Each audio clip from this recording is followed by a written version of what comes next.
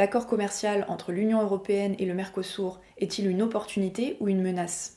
D'un point de vue commercial et économique, diplomatique et géopolitique, cet accord présente des avantages. En éliminant plus de 90% des droits de douane entre l'Union européenne et le Mercosur, cet accord permettrait à l'UE de diversifier ses partenariats commerciaux et de stimuler ses exportations.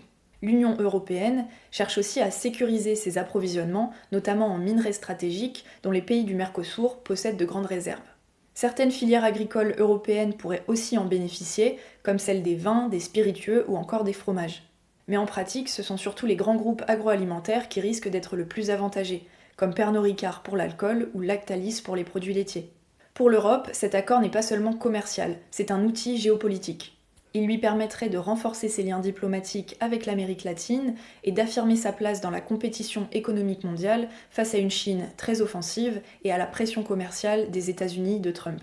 Mais cet accord soulève aussi de nombreux problèmes. Sur le plan économique, s'il entraînera des gains pour l'industrie, il mettra aussi à mal une partie de l'agriculture paysanne et locale européenne et sud-américaine, mise en concurrence déloyale face à des géants agricoles sud-américains. Par la même occasion, en augmentant notre dépendance aux marchés internationaux, c'est notre souveraineté alimentaire qui est mise en jeu. Des inquiétudes existent aussi sur le plan sanitaire. Les normes agricoles sont parfois moins strictes en Amérique du Sud qu'en Europe. Les hormones de croissance, les antibiotiques et certains pesticides sont largement utilisés dans l'agriculture. Enfin, cet accord pose un problème sur le plan écologique. Augmentation des émissions de gaz à effet de serre via l'augmentation du transport international de marchandises ou via la déforestation de l'Amazonie liée à l'extension des cultures agricoles comme le soja. De chaque côté de l'Atlantique, cet accord va donc encourager des filières nocives. L'industrie automobile et l'industrie chimique du côté européen, l'agro-industrie du côté sud-américain. L'accord UE-Mercosur cristallise donc des intérêts contradictoires.